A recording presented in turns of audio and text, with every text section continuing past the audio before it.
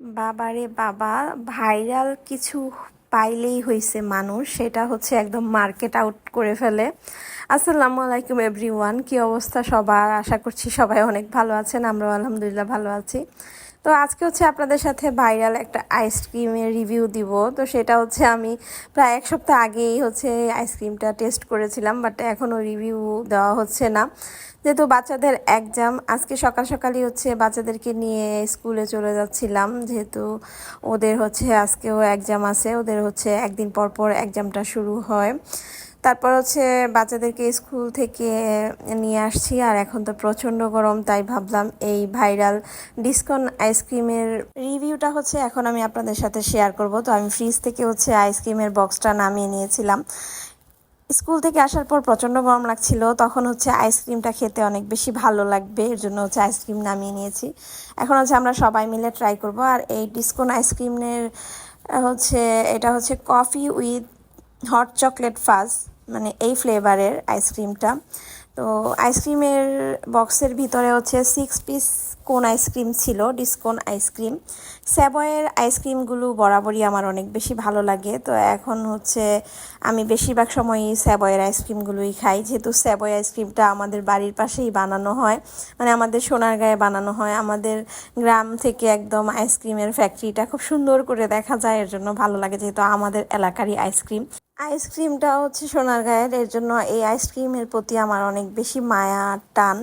তাই হচ্ছে আমি সবসময় স্যাভয়ের আইসক্রিমটাই খাই। তো আমি হচ্ছে এখন আইসক্রিমটাকে খুলে নিচ্ছি।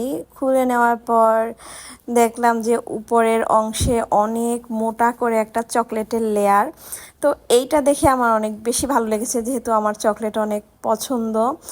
বাট টেস্ট করি নাই ফার্স্টে, যখন টেস্ট করছিলাম তখন মানে মুখে দেওয়ার সাথে সাথে আইসক্রিমটা গলে একদম পড়ে যাচ্ছে। তো আইসক্রিমটা হচ্ছে একদম হার্ড উপরের অংশটা, তো খাওয়ার সময় একটুখানি অসুবিধা হয়, বাট খেতে কিন্তু অনেক বেশি মজা।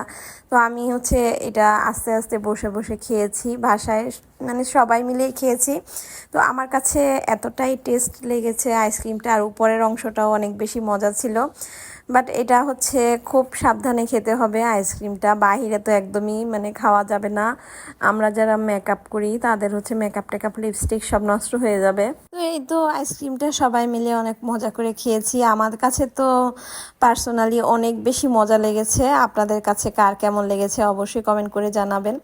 তো আইসক্রিম খেয়ে বিকালবেলা হচ্ছে ছাদে আসছিলাম, আর ছাদে না আসলে তো আমার ভালোই লাগে না, আমার এই ফুলগুলোকে না দেখলে আমার একদমই ভালো লাগে না। তো ছাদে হচ্ছে এক এক সময় এক এক রকম ফুল ফুটে, তো সেগুলোকে একটু দেখে আসলে মনটা ভালো হয়।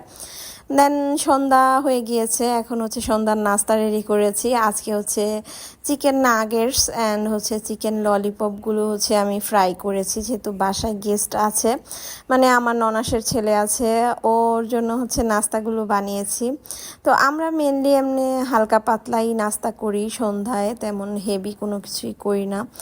তো হেলদি নাস্তাগুলোই হচ্ছে আমাদের বেশি করা হয়। তো গেস্ট থাকলে তো আর ওই টাইপসের নাস্তাগুলো দেওয়া যায় না, ওদেরকে একটু হেভি খাবারগুলোই প্রেজেন্ট করতে হয় সামনে।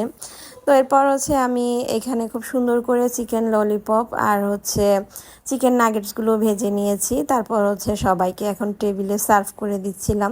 স্যাভয়ের এই ডিসকন আইসক্রিমটা কে কে ট্রাই করেছেন, খেয়েছেন, টেস্ট করেছেন, অবশ্যই আমাকে কমেন্ট করে জানাবেন আপনাদের কার কি মতামত, কেমন লেগেছে। আমার কাছে কিন্তু খুবই মজা লেগেছে। আজকের ব্লগটা এ পর্যন্তই, নেক্সট ব্লগে সবাইকে স্বাগতম। Thank you for watching my video.